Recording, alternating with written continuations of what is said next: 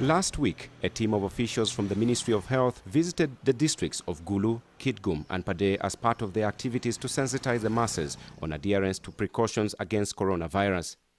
In the course of their work, they were joined by some members of the district task forces, especially in some of their radio talk shows in the 3 districts.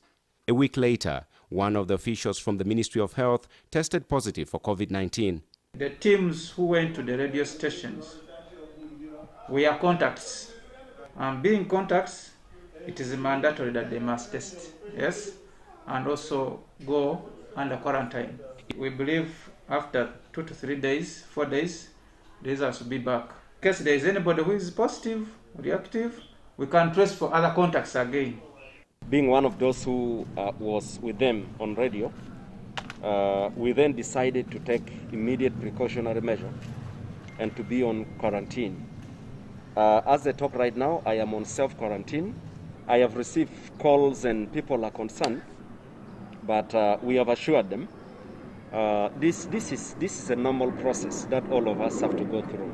As a key member of the district COVID-19 task force, many are concerned that the physical absence of Mapenduzi may affect the smooth operation of the task force. They continue to be part of the task force, even though they are under institutional quarantine. Meanwhile, some of the radio stations that hosted the talk shows say they have been greatly affected by the quarantine of some of their staff. This came like an ambush to us. We were never prepared for this.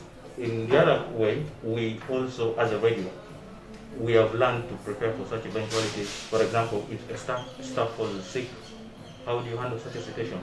The news and the perception of the community is like, okay, I think the radio stations and journalists are not far from the frontliners, like the medics who are also sick and at the front line. So it's a little bit scary. Most radio stations upcountry rely on paid-for radio talk shows as a source of revenue. However, with the current risks involved in hosting guests, many have had to adjust accordingly given the current pandemic. Before we had to cut down on the number of hosts. At most, we need 3 people to come into the studio. With the presenter, there are 4. Now we have reduced to 2. The Gulu District Health Department has advised media houses, especially radio stations, to tighten their game or they risk the health of their staff. Nelson Omoya, NTV Tonight.